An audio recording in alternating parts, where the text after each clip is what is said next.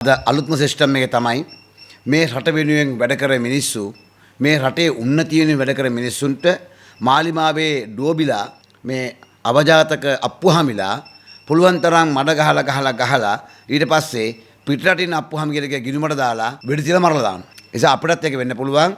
ඊයේ වුඩ්ලර් කිව්වා පොලිස් ආරක්ෂාව ඕන කට්ටිය කියන්නේ කියලා. පිළියන්දල පොලිසියේ OIC මේ කතාව කියන්නේ.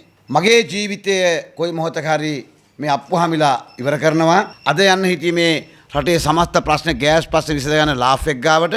ඒ නිසා ඊයේ දිනේ විතරක් මට ටෙලිෆෝන් කෝල් 60කට වැඩිය පිටරට ඉන්න ඔය සුපුනා කියන අර මොකද අර ගණිකාව බදපු එක ඊට පස්සේ අනිත් ඒව් සියලු දෙනා සමූහ කෝල් අරගෙන නොයෙකුත් ආගත තර්ජනය කරා. මම මේ එකක් විතරයි මේ දැන් මේ තව තියෙන සෑන් හඬපටි. මේ තියෙනවා ජයදරණී කියලා නපුංසකයෙක් විසින් කරන පේජ් එකක්. ඒ කියන්නේ කොයි කාලෙක අපි දන්නේ නැහැ ජයදරණී. මේ ඇල පැලවත්තේ බලකායේ මේ කමෙන්ට් බලකායේ අප්පුහාමි කෙනෙක්. මේ තියෙන්නේ මට දාපු එක වොයිස් මැසේජ් එක.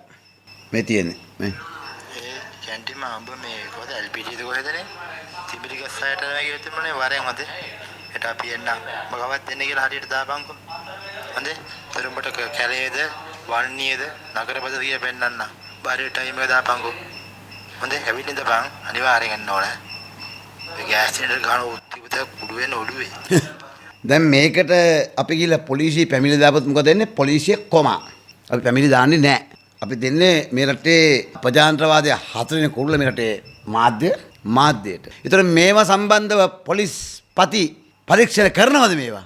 මරුණෙන් පස්සේ පාතාල ලේබලේ නම් ගහන්න එපා කියලා සම්පත්ත මත තියාගන්න. අංක 1. හරිද?